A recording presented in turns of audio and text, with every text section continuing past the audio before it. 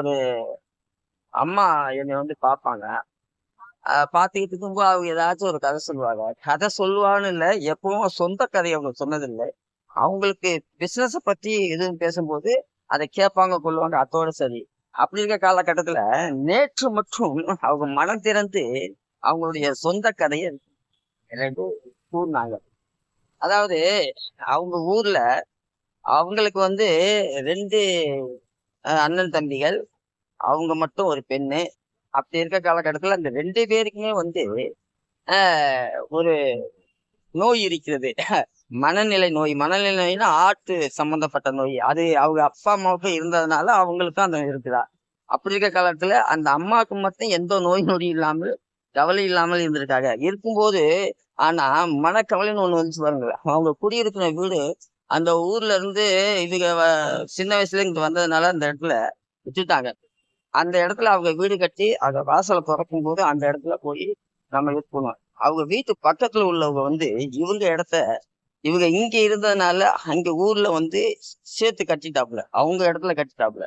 இப்ப அவர் வந்து பெரிய பெரிய ஆளுகளை வச்சுக்கிட்டு எடுக்க மாட்டேங்கிறாப்புலன்னு சொல்லி மன சந்தோஷ கஷ்டத்துல அவங்க புலம்பிக்கிட்டு கிடந்தாங்க. அப்ப நான் சொன்னேன், இவங்கள பார்க்கணும் அவங்கள பார்க்கணும் அப்படின்னு சொன்னாங்க. அதாவது யாரு எதை சொன்னாலும் சரி, உங்க பேர்ல பட்டா இருக்குது, உங்க பேர்ல வந்து இடம் இருக்குது, நீங்க வந்து வசதி இல்லாமல் வாழ்க்கையில வந்து தடுமாறி இங்க வந்துட்டீங்க. இருந்த போதிலும் உங்களுக்கு எல்லா சட்டதிட்டங்கள் போனாலும், மனிதனுடைய சட்டதிட்டங்கள் போனாலும், கோர்ட்டு அது இது எல்லாம் போனாலுமே ஒன்னே ஒண்ணு உண்மையாக இருக்கும். அது நீதி தேவன். அது இந்த சூரியனுடைய நீதித்தன். அவன் எப்பவுமே யாருக்கும் எந்த தீங்கும் நினைக்க மாட்டான். எல்லாம் கண்ணால பார்த்து கொண்டே இருப்பான். அதனால கவலை இல்லாமல் நீங்கள் சென்று வாருங்கள். உங்களுக்கு எல்லாமே நல்லதே நடக்கும். நீங்க கூறுவது உண்மை என்றால் உங்களுடைய இடம் உங்களுக்கு வந்து சேரும் என்று ஒரு மன ஆறுதலை சொல்லணும்னா அந்த அம்மாவுக்கு ஒரு சந்தோஷத்துல ஒரு பூரிப்பு வந்துருச்சு.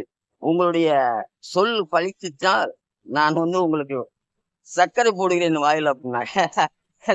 அது அந்த ஒரு எண்ணங்கள் வருது பாருங்க. அந்த மன கஷ்டத்துல ஒரு சந்தோஷத்தை நாம சொல்லும் போது அவங்களுக்கு மனசுல இருக்கிற எண்ணங்கள் அந்த சந்தோஷத்தை பூரிப்பு பார்க்கும்போது எனக்கு ரொம்ப ஆனந்தமாக இருக்கிறது.